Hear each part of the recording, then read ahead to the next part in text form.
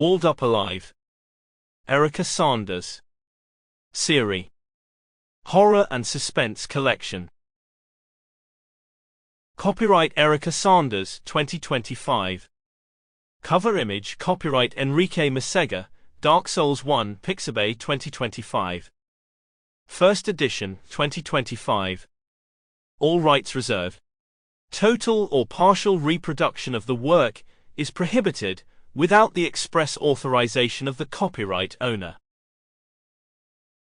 Synopsis. She looked up. Almost at the same time, her husband lifted her up in his arms and threw her into a hole in the wall of large stone blocks.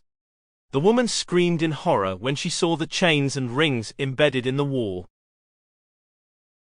Walled Up Alive is a story belonging to the Suspense and Horror Stories collection.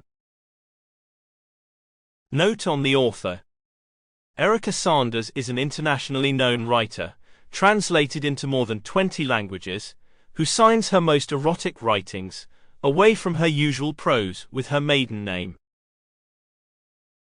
Walled Up Alive, Erika Sanders. Chapter 1. He was literally dragging her by the hair, and despite her desperate efforts, she was unable to free herself from that hand that seemed to be made of iron fingers.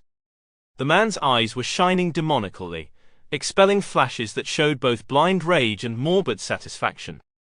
She was still young, not yet 30, very fair-haired and of a pleasant figure.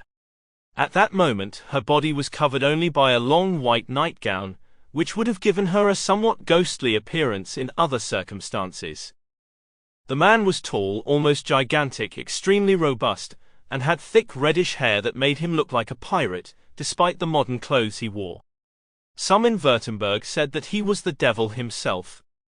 More than one old woman crossed herself as he passed, and certainly those who did so did not hesitate to show their opinion of Count Riekdahl with such a gesture. Von Braun. The Count seemed insensitive to the sufferings of the beautiful woman. Descending steadily, they finally reached a vast basement, in which were numerous barrels and shelves that in their prime had contained bottles of excellent wines. Now there was only a couple of barrels of wine, and the shelves were almost completely empty. But neither of the two characters was in a position to pay attention to such details. Finally, the couple reached the bottom of the cellar. She, exhausted and without any strength left, lay on the floor moaning dully. The Count immediately got to work. Inga von Braun suddenly heard the sound of chains and shuddered. Sample complete. Ready to continue?